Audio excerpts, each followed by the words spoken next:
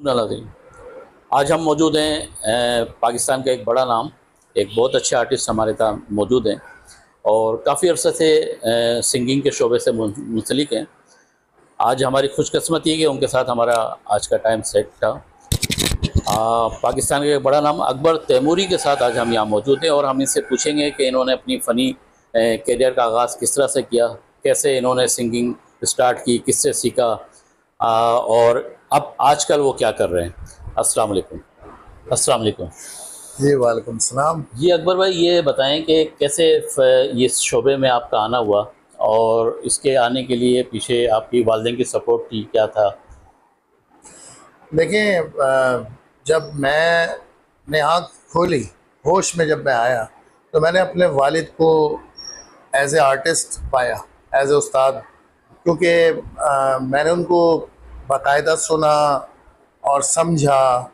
फिर उसके बाद मैंने उनसे ख्वाहिश ज़ाहिर की कि भाई मैं भी चाहता हूँ कि मैं आपकी तरह ही कुछ म्यूज़िक में करूँ, कुछ फील्ड में। तो उन्होंने कहा भाई देखो, बाप जो होता है वो उस्ताद तो हो नहीं सकता। तो आप बाप सिर्फ बता सकते हैं, लेकिन उस्ताद अलग ही होता है म्यूज़िक फील्ड में। तो खैर बहरहाल उन्होंने मुझे फिर सोहेल राना साहब का शागिर्द करवाया। अच्छा। और सोहेल अंकल ने काफ़ी सपोर्ट किया।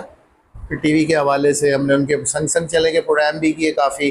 फिर इस्लामाबाद भी जाते थे, पार्लियामेंट हाउस में हम सुबह का कौमी तराना भी पढ़ते थे, मिली नगमे भी गाते थे। तो मरहूम ज़ियाउल हक साहब से भी मुलाकात हुई उस ज़माने में 3-4 दफ़ा। फिर जुनेजो साहब का दौर आया उसमें, फिर ग़ुलाम इस्हाक़ खान का दौर आया उसमें, फिर बेनज़ीर साहिबा का आया दौर, फिर नवाज़ शरीफ साहब का दौर आया। फिर उसके बाद ग्रुप ख़त्म हो गया। 92 में ये ग्रुप क्लोज़ हुआ और फिर सोहेल साहब कनाडा शिफ्ट हो गए। फिर बाकायदा तौर पे मैं फिर स्टेज पे लाइव आ गया। अच्छा। साहब का नाम है जहांगीर तैमूरी और उनके बहुत सारे शागिर्द, मतलब जिसमें बहुत सारे उनके अहम असर लोग भी थे जो उनके साथ काम जिन्होंने बहुत किया और उनसे काफ़ी कुछ सीखा भी। जिसमें तहसीन जावेद है, अरशद महमूद हैं, सलीम जावेद हैं, अमजद हुसैन साहब हैं। तो बड़ा प्यार करते थे अब्बू से, जो मैंने देखा उनको उस ज़माने में। और मैंने तो खैर सब कुछ देखा ही है। स्टेज से आपने सफ़र का आगाज़ किया? जी, स्टेज से। मैं स्टेज पे उसके बाद वैरायटी में सिंगिंग में आपने किसको, मतलब पाकिस्तानी कोई सिंगर को? मैं सबको ही गाता था। मतलब मेरे फादर भी सबको पसंद करते थे। वैसे तो लोग उनको इस तरह से जानते थे कि ये मेहदी हसन को बड़ा अच्छा गाते हैं। तो वो खासा मेहदी हसन को बहुत अच्छा गाते थे मेरे वालिद। और फिर सबको ही गाते थे वो, मतलब जगजीत साहब को भी, अनूप जलोटा को भी, सबको पसंद करते थे। एज ए म्यूजिशियन भी वो थे, फिर बाद में उस्ताद हो गए थे। आप क्या किसको, मतलब आप अपने ज़ाती तौर पे किसको पसंद करते? मैं फादर को ही फॉलो करता था अपने, कि मैं देखता था अब्बू क्या गाते हैं। बहुत सारे हज़ारों गाने बाद में मैंने ओरिजिनल सुने हैं। ये समझ लें नाज़रीन के मैंने ओरिजिनल गाने बाद में सुने, मैंने अब्बू से याद किए सारे गाने। अच्छा, आपकी कोई अपनी एल्बम, कोई अपना हाँ, ये एक अलमिया रहा मेरे साथ शुरू से ही कि मैं दूसरों के काम करने में रह गया और अपना कुछ भी नहीं किया। जब मैं म्यूज़िक फील्ड में आया तो मुझे शौक़ था म्यूज़िक डायरेक्शन का, मतलब कि कंपोज करूं, बनाऊं, कुछ करूं। और उसमें मैंने काफ़ी काम भी किया, बनाता रहा। जैसे शहजाद रॉय के लिए मैंने गाने बनाए थे, कोमल रिजवी के एल्बम के लिए गाने किए थे उस ज़माने में। जो उसी दौर की बात बता रहा हूँ, 90s की, 96, 95, 94, उस दौर की बात बता रहा हूँ। तो काफ़ी लोगों के लिए काम किया मैंने। एज ए म्यूज़िक डायरेक्टर भी काम किया है, एज ए म्यूजिशियन भी काम किया। अच्छा। उसके बाद गाने की जहाँ तक बात है, वो पार्ट टाइम था मेरा, कि मतलब रात को शो कर लेता था, दिन में रिकॉर्डिंग स्टूडियोज़ वगैरह में होता था। तो फिर ये एक सफ़र है छोटा सा, मगर ये। अच्छा, ये बताएं, अभी शादी हुई, शादी के बाद मिसेस की तरफ से कोई प्रॉब्लम नहीं आई इस फील्ड में? नहीं, मेरी मिसेस ने मुझे पसंद ही एज ए आर्टिस्ट किया था। अच्छा। क्योंकि हमारा उसको क्या कहेंगे, लव मैरिज। अच्छा। लव मैरिज थी। क्योंकि मैं इनके घर में परफॉर्म करने गया था और इन्होंने मुझे पसंद कर लिया, मैंने भी इनको पहली नज़र में पसंद कर लिया। इत्तेफाक ये हुआ कि इनके वालिद के जो बड़े भाई थे, जो इनके ताया थे, वो मेरे नाना के क्लास फेलो थे। अच्छा। तो ये रिश्ता निकल आया, तो ज़्यादा हर्डल नहीं आई, समझे, अरेंज मैरिज टाइप। अरेंज ही बन गई वो बाद में। तो ये बताएं कि आजकल का जैसा दौर है सिंगिंग के हवाले से, कव्वाली की तरफ लोग आ गए, तो मैंने भी देखा कि आप माशाल्लाह काफ़ी अरसे से कव्वाली। जी बिल्कुल, मेरे कव्वाली करने का यकीनन हमारी आपकी मुलाकात भी वहीं हुई। जी। हमारे एक बहुत प्यारे दोस्त हैं, उनके हलीम के प्रोग्राम में। तो हुआ ये था कि अमजद साबरी जो था वो मेरा बचपन का लगोटिया यार, जिसे कहते हैं दोस्त, ऐसा था। और बड़ी बैठक थी हमारी उसके साथ। और हाजी साहब की दोस्ती मेरे वालिद से थी। अच्छा अच्छा। मेरे वालिद जब जाते थे उनके घर, तो हम जाके वो प्याले में, उनके यहाँ एक चाय बनती थी और वो बड़ा प्याला चाय का आता था। तो अमजद बचपन में ही हमारी सलाम दुआ दोस्ती हो गई थी।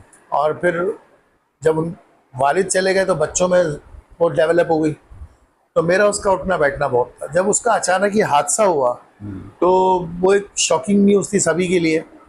लेकिन जब उसकी पार्टी फारिग हो गई थी तो अब कोई काम उनके पास था नहीं 3 महीने से। तो उनका एक मैनेजर था जाहिद, वो मेरे पास आया। उसने कहा कि यार अकबर, 3 महीने से पार्टी बेकार बैठी है, क्या करें। मैंने कहा यार मैं क्या कर सकता हूँ इस सिलसिले में। कह रहे तुम्हारा स्केल, तुम्हारा सुर सब वही अमजद टाइप का ही है, तो तुम। मैंने कहा नहीं यार, मेरा वो ट्रैक अलग हो जाएगा। मैं गज़ल गीत के प्रोग्राम करता हूँ, मेरा एक अपना नाम है, मेरा वो है। मैं उनकी लेगेसी लेके क्यों चलूँगा, मैं अपनी वालिद की लेगेसी लेके चलूँगा। तो कहने लगे नहीं यार, वो मैं चाह रहा हूँ कि तुम ज़रा कुछ ट्राई करो। मैंने अपने एक दोस्त थे, उनसे बात की कि एक प्रोग्राम अमजद का ट्रिब्यूट करते हैं, 2 साल हो गया, कोई अच्छा ट्रिब्यूट नहीं हुआ उसका। तो खैर वो ट्रिब्यूट हुआ और कर्नल साहब थे, कर्नल आमिर साहब थे, वो पवेलियन एंड क्लब के मतलब मेन करता डायरेक्टर कह लें उन्हें आप। तो उन्होंने मुझसे कहा कि ये ट्रिब्यूट जो है वो तुम करो। अभी ये शुरू किया आपने, तो कलाम आप किसी से लिखवा रहे हैं या खुद भी लिख रहे हैं उसकी शायरी वगैरह? नहीं, मैं अभी तो फिलहाल हाजी साहब के और अमजद वगैरह की कलाम ज़्यादा पढ़ रहा होता हूँ। अब मैं सबको ही पढ़ रहा होता हूँ क्योंकि वो मैं उस जॉनरा से बाहर आ गया कि मैंने कोई लेगेसी, साबरी वालों की लेगेसी थोड़ी लेके चल रही है। मैं खुद अकबर तैमूरी हूँ, मुझे लोग जानते हैं, मेरा एक छोटा सा हल्का अहबाब है। मैं बहुत मशहूर आदमी नहीं हूँ, लेकिन मेरा एक अपना एक सर्कल है, उस सर्कल में रह के मैं काम करता हूँ। अल्हम्दुलिल्लाह मुझे सब पसंद करते हैं, मुझसे हर चीज़ सुनना पसंद करते हैं।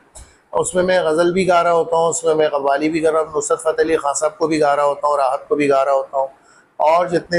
अच्छा, एक जो ये ट्रेंड चेंज हुआ है आजकल नुसरत फ़तेह अली के हवाले से, फंक्शंस में, मेहंदी में, मायों में, उसके भी आप कर रहे होते हैं? सब कुछ वही कर रहे होते हैं हम। और अच्छा, ये पाकिस्तान में तो आपने माशाल्लाह काफ़ी शहरों में अपनी परफॉर्म किया है, पाकिस्तान से बाहर जी मैं अभी गया हूँ 3-4 दफ़ा, दुबई गया हूँ, साउथ अफ्रीका गया हूँ, और एक आध जगह मलेशिया भी गया था एक दफ़ा, लेकिन बस वो एक प्रोग्राम करके वापस आ गया था। बाकी दुबई के तो मेरे चक्कर हर दिसंबर में लगता है। अकबर भाई ये बताएं कि चलें, ये तो हो गई आपकी बात। अच्छा ये बताएं कि पाकिस्तान में आप ये फ़नून लतीफ़ा के हवाले से और आर्टिस्टों के हवाले से हुकूमती सतह पे क्या महसूस करते हैं, क्या है? बहुत डार्क फ्यूचर है, कोई किसी किस्म की सपोर्ट नहीं है। और अगर सच बात कही जाए तो मेरी समझ में नहीं आता कि कराची के आर्टिस्टों से क्या प्रॉब्लम है। क्योंकि जैसे शहर कराची बड़ा है, सिंध है, इसमें इस किस्म के और भी इदारे जो है ना, आप क्या समझते हैं कि और भी इदारे खुलने चाहिए? जी, एक आर्ट्स काउंसिल तो काफ़ी नहीं है, बिल्कुल काफ़ी नहीं है। उसकी वजह इसके लिए कोई मैसेज आप बहुत सारे फनकार हैं, गवर्नमेंट्स को हम क्या कहेंगे, गवर्नमेंट जो अपने काम है पहले वही पूरे कर ले। सकाफत का मैं इस बात से तो बिल्कुल नहीं डरूंगा ये कहते हुए कि गवर्नमेंट अपने काम अच्छे कर रही है। गवर्नमेंट तो कोई काम भी अपना अच्छा नहीं कर रही। हुकूमत का एक इदारा है जो कि सकाफत के इदारा है, उनके अपने फंड्स हैं दीगर है, तो वो अगर इस हवाले से तवज्जो दें तो। जी, फनकारों के लिए कोई फंड नहीं है इनके पास, और अगर है भी तो वो फिर जब तक हम तक पहुंचता है वो पहुंच चुका होता है जहां नहीं पहुंचना चाहिए। नाज़रीन, आपने ये हमारे साथ अकबर तैमूरी साहब थे, और इसके जो इन्होंने जो बातें की हैं आर्ट कौंसिल कराची पाकिस्तान के लिए और हुकूमत सिंध के हवाले से, तो यकीनन इस पे हम सब के लिए एक लम्हे फ़िक्रिया है, और हमें सोचना चाहिए कि हमारे इस शहर के जो आर्टिस्ट हैं उनके लिए भी जो है ये इदारे काम करें ताकि इनका भी ज़रिया माश चल सके। अकबर तैमूरी साहब की चंद कव्वालियों के क्लिप्स हैं, वो आपको ज़रूर हम दिखाएंगे इसमें। इस कामरान आगा को आप इजाज़त दें। अल्लाह हाफ़िज़।